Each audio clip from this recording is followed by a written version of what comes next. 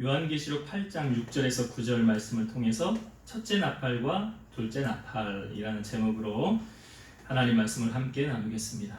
먼저 저번 주에 우리가 나누었던 말씀을 잠깐 복습을 하고 말씀을 나눌게요. 저번 주에 이제 일곱 인 가운데 마지막 인이었던 일곱째 인을 뗄 때, 그래서 일곱째 인을 뗄 때 바로 일곱 나팔하고 연결이 되어져 있더라. 근데 일곱째 인을 떼니까 그때 하늘이 반 시간쯤 고요하더라 그랬죠.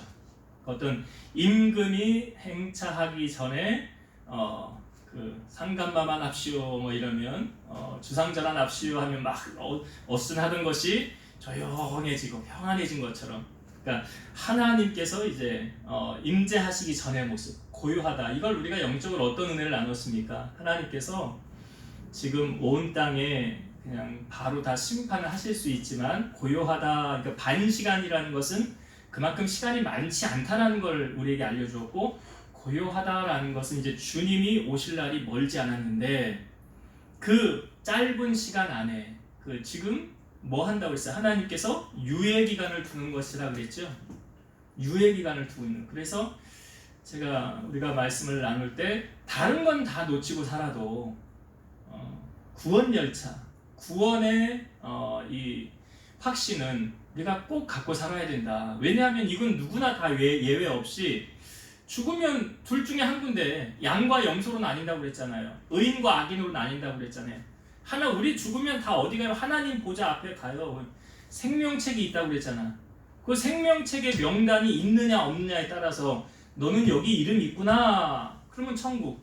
너는 여기 이름 없구나, 이 이름이 새겨지는 것은 무엇으로 결정된다고 그랬어요? 예수 그리스도가 나의 구주가 되심을 믿는 사람. 그래서 죄사함 받는 거예요. 그래서 예수님 말씀하시기를 예수님으로만 말미암아 죄사함 받을 수 있다고 그랬죠. 다른 방법으로는 죄를 사할 수 없기 때문에 죄 가진 인간은 다 무적행으로 사탄이 가는 그곳으로 가게 되는데, 예수님을 믿는 순간 우리는 죄인에서 의인의 신분으로 바뀌어지는 거죠. 그래서 다른 거 다 놓치고 좀 가난하게 살아도 괜찮고요, 좀 아파도 괜찮아요. 근데 이 구원의 확신, 구원 열차는 타도 되고 안 타도 되는 문제가 아니라 노아 시대에 보여주잖아요. 노아가 방주를 120년 동안 지었는데 유예기간 둔 거 아니에요? 120년을. 그럼에도 불구하고 노아가 여러분 이제 비가 올 겁니다, 방주로 들어오세요 라고 말할 때 노아의 8식구 외에는 방주로 들어온 사람들이 없었잖아요. 그러니까 우리가 꼭 다른 건 자녀 공부 좀 못해도 괜찮고 돈 좀 못 벌어도 괜찮고, 그런데 너 구원은 받아야 돼. 너 예수 믿고 천국 가야 되지 않겠니? 이거는 꼭 우리가 전해야 된다. 그리고 한 가지 더 나누었던 것이 이제 그 향연이 천사의 손으로부터 하나님께 올라가더라. 뭐라고 그랬어? 뭐가 하나님께로부터 올라간다고 그랬어요? 기도가. 그래서 우리가 하는 그 기도가 하나도 땅에 떨어지는 것이 없더라. 다 하나님의 때가 되면 응답해 주시더라. 그러니까 세례 요한을 낳은 사가랴와 엘리사벳 제가 말씀드렸지요. 그 사가랴가 제사장 직분을 하려고 성전에 들어갔는데 천사가 나타나서 뭐라고 해요? 너의 기도가 다 하나님 앞에 상달됐느니라. 그때 아이 달라고 기도한 거. 근데 지금 우리 늙었는데요? 아이 못 낳는데요? 현실적으로 불가능한데요? 그러니까 하나님은 불가능을 가능케 하십니다. 능치 못하심이 없으신 하나님.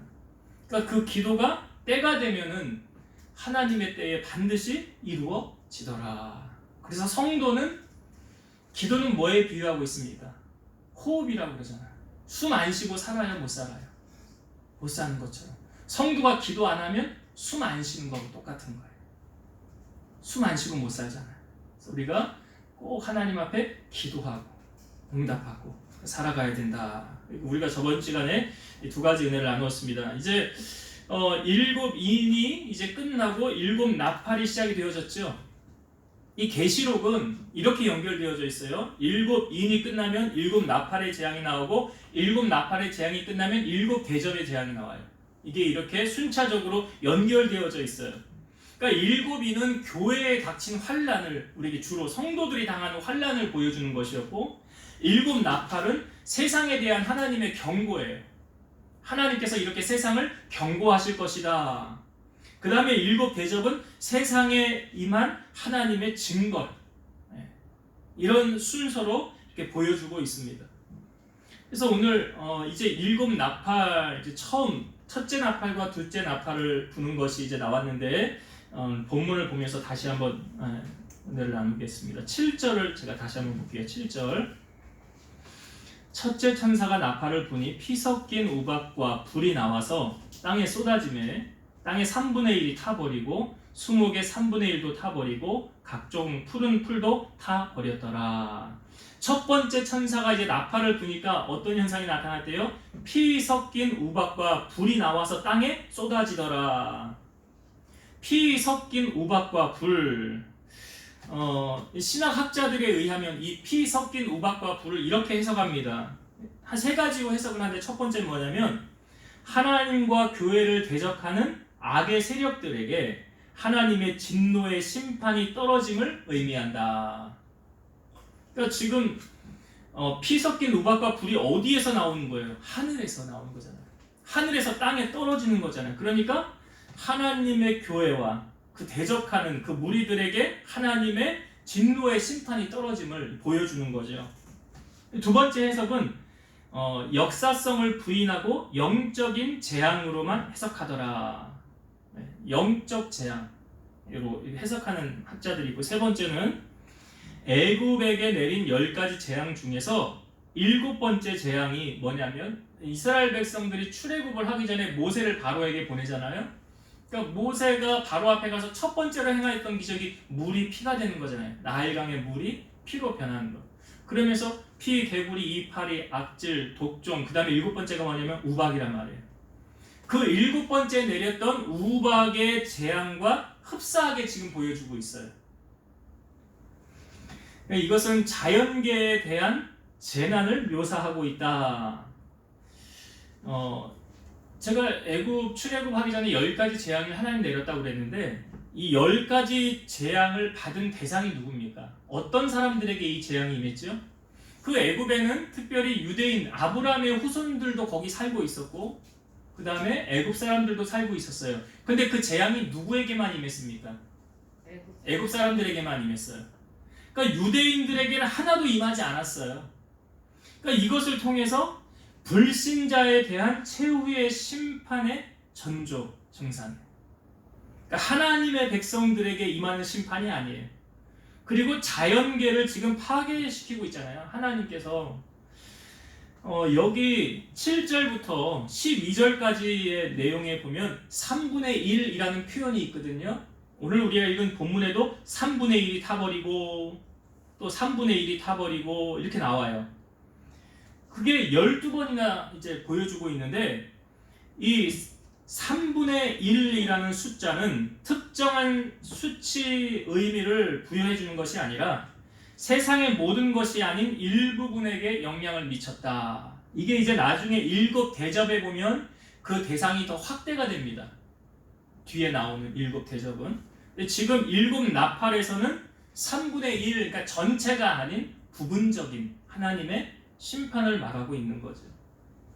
그렇게 3분의 1이 이제 우박과 불이 나와서 땅에 쏟아짐으로 이제 땅에 3분의 1이 타고 수목에 3분의 1이 타고 각종 푸른 풀도 타버렸더라.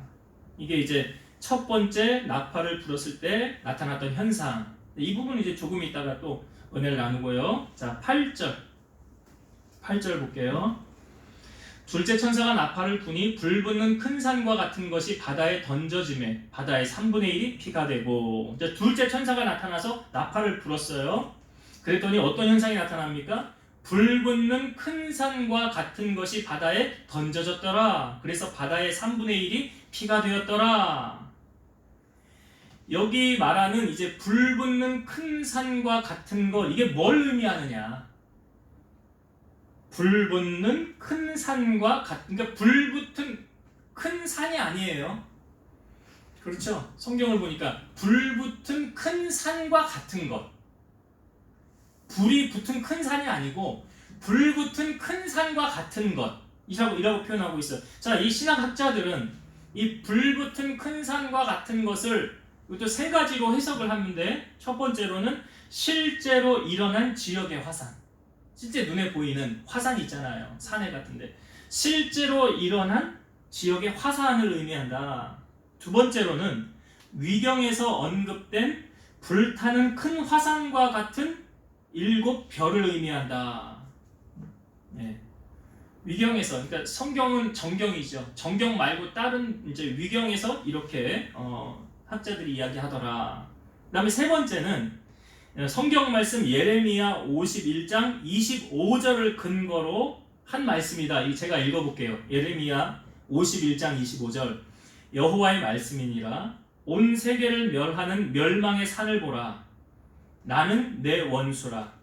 나의 손을 내 위에 펴서 너를 바위에서 굴리고 너로 불탄 산이 되게 할 것이며, 이 비슷한 말이 나오죠. 너로 불탄 산이 되게 할 것이다. 여기 불붙는 큰 산과 같은 것이다. 그 동일한 의미잖아요.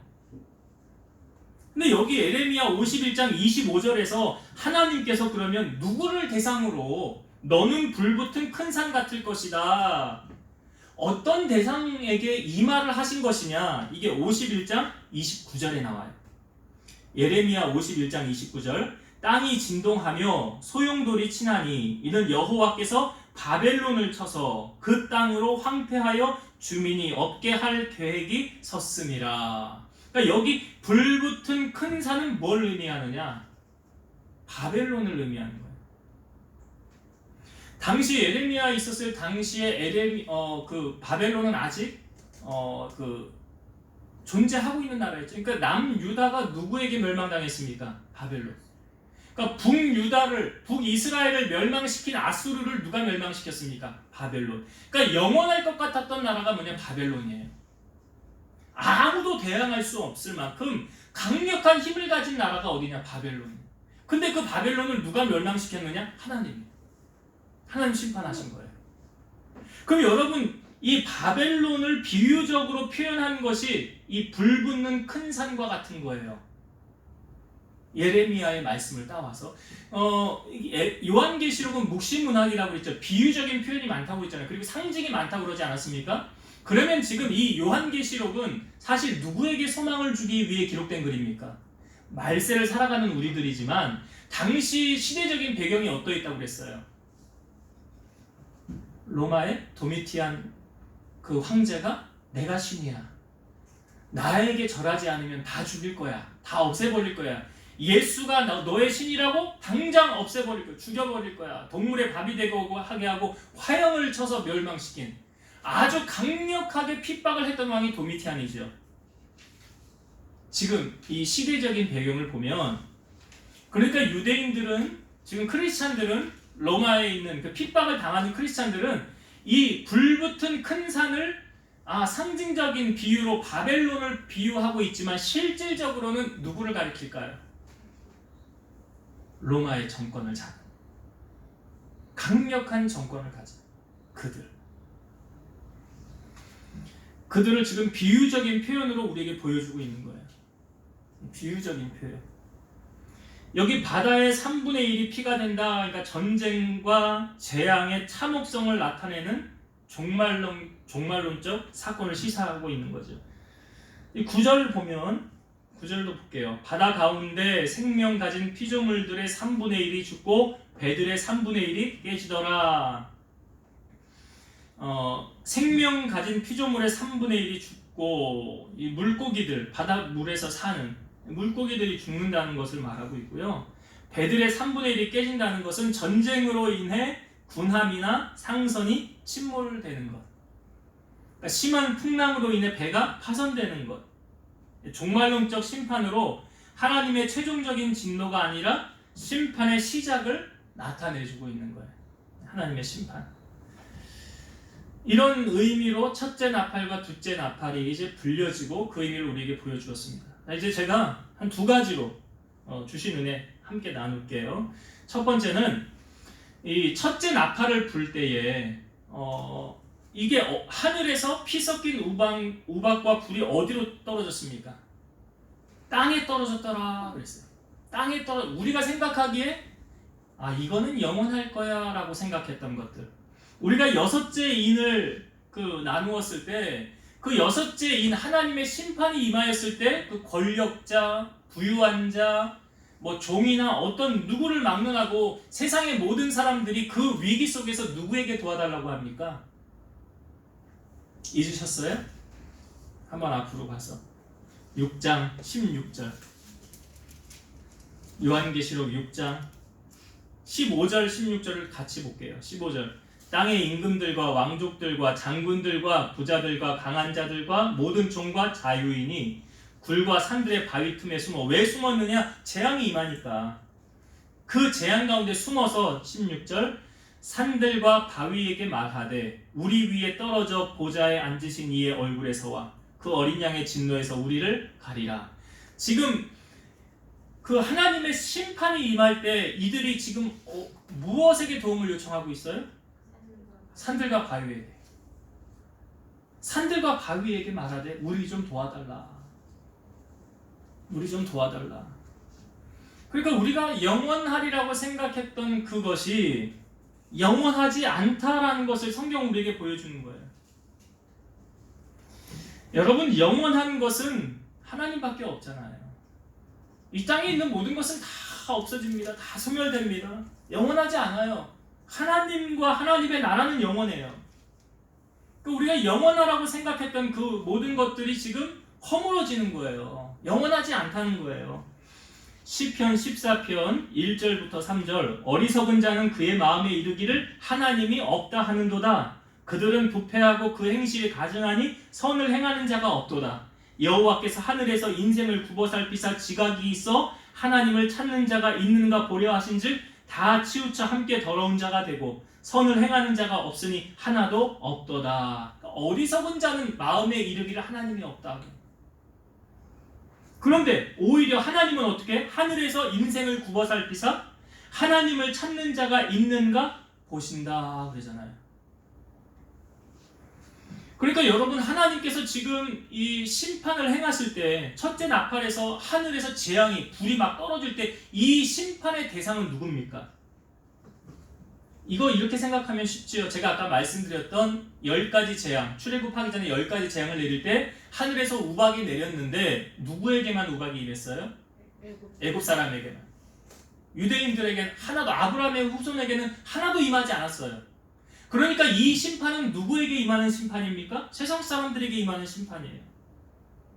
그러니까 하나님은 하나님을 믿는 자를 위경에서 건져주신다는 거죠. 다니엘이 모함을 입어 사자굴에 들어가게 되잖아요.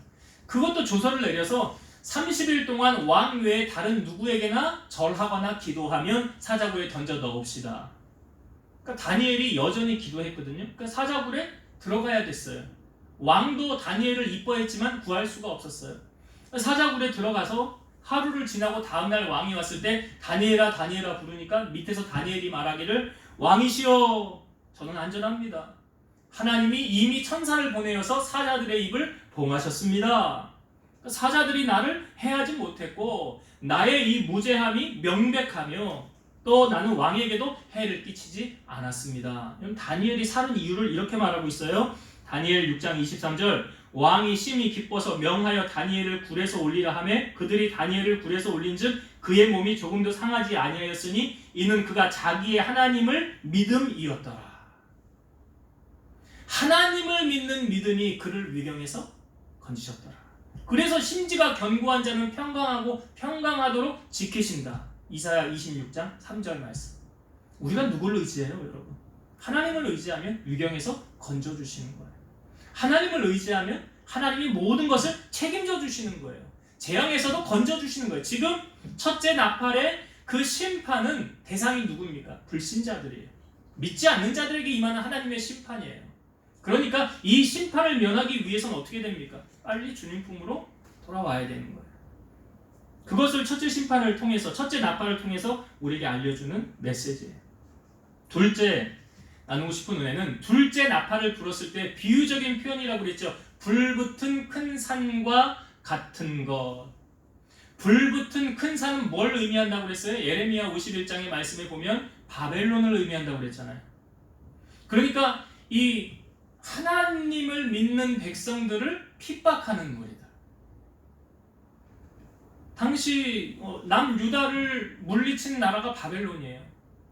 지금 크리스찬들을 박해하는 이 무리들이 로마의 정권을 잡은 도미티아누스, 그들이에요. 마치 악이 승리하는 것처럼 보이지만 최종적으로는 선이 승리합니다. 하나님의 나라가 영원히 승리하는 거예요. 여기 보세요. 8절에 보니까 불붙은 큰 산과 같은 것이 어디에 던져져요? 바다에 던져지더라. 바다에 던져지더라. 그러니까 바벨론이 패망한 것 같이 크리스찬들을 박해하던 로마의 세력들이 결국은 멸망하는 거예요.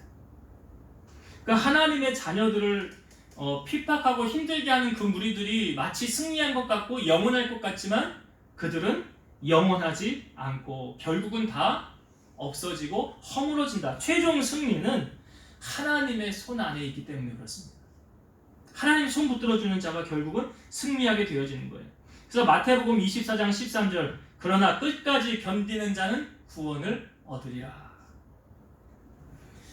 우리를 아무리 힘들게 하고 넘어뜨리려고 하던 난공불락과 같은 그런 흑암의 권세들, 마치 적그리스도들, 오늘날로 말하면 예수를 믿지 못하게 하고 핍박하는 무리들, 영원할 것 같지요? 그렇지 않습니다. 잠깐이에요. 하나님이 나중에 다 교통정리하시는 거예요. 그 바벨론을 멸망하신 것처럼. 그 당시 예수님 때문에 핍박을 당했던 이들, 비유적인 표현으로 그 로마의 정권에 대항하지도 못했잖아요. 숨어 다녔잖아요. 근데 그들이 이긴 것 같지만 결국 실상은 나중 예수 믿는 자들이 승리하게 되는 거예요. 최종 승리는 주님의 손안에 있더라. 그래서 이 둘째 나팔을 통해서 결국은 우리가 하나님 믿는 백성들이 승리한다. 하나님이 악은 결국 멸망시키실 것이고, 그러니까 우리로 하여금 악에게 지지 말고 선으로 악을 이기는 멋진 하나님의 자녀들이 되라. 그런 메시지를 주고 있습니다. 오늘 이 메시지가 오늘 우리에게 또 위로가 되길 원하고요. 여러분, 주님 때문에 주일날도 말씀도 나눴지만 주님 때문에 받는 핍박과 고난은 그럴 때 어떻게 해야 돼요? 예수님께서 기뻐하고 즐거워하라. 하늘에서 너희의 상이 큼이니라. 하늘의 상이 큰 거예요. 오늘 우리가 예수님 때문에 당하는 어떤 핍박과 고난이 있다고 한다면 그것이 당장 내 눈앞에서 그 악인이 멸망당하는 것 같지 않고 그 악인이 승리하는 것 같다 할지라도 최종 승리는 주님 손안에 있고 결국은 때가 되면 주님께서 평정하실 것이고 하나님의 자녀들로 승리하게 하신다는 이 약속의 말씀을 믿고 끝까지 승리하는 우리 성도님들 되시기를 주의 이름으로 축원드립니다. 기도하시겠습니다. 살아계셔서 역사하시는 하나님 아버지 감사합니다. 이제 7 나팔의 재앙을 통해서 첫째 나팔과 둘째 나팔 오늘 우리가 말씀을 나누었습니다. 첫째 나팔을 통해서 이제 하늘에서 우박과 불이 내려와 그 땅을 심판하는데 영원할 줄 알았던 그 땅이 하나님이 심판하시니까 영원하지 않았습니다. 결국 이 땅이 영원한 것은 하나님과 하나님의 나라만이 영원하다는 것을 우리에게 알려주셨으니 우리가 영원하지 않은 그것을 붙들고 의지하며 살아가지 않게 하시고 하나님 한 분만을 붙잡고 의지하는 우리 성도들이 다 되게 하여 주옵소서. 불붙은 큰 산은 비유적인 표현으로 우리를 대적하는 흑암의 권세들이었습니다. 그들은 바다에 던져져 결국은 심판을 당합니다. 하나님, 모든 것이 주님의 손안에 있습니다. 우리가 주님 때문에 당하는 핍박과 고난이 있다 할지라도 주님이 아시고 기억하시오니 오히려 그것으로 인하여 기뻐하고 즐거워하라. 하늘에서 너희의 상이 큼이라 하였사오니 우리가 악에게 지지 않게 하시고 선으로 악을 이기고 최종 승리는 주님 손안에 있사오니 우리 사랑하는 성도들을 붙잡아 주시고 마지막까지 승리의 길 걸어가 구원함을 이룰 수 있는 우리 성도들이 다 되게 하여 주옵소서. 예수님 이름으로 감사하며 기도드리옵나이다. 아멘.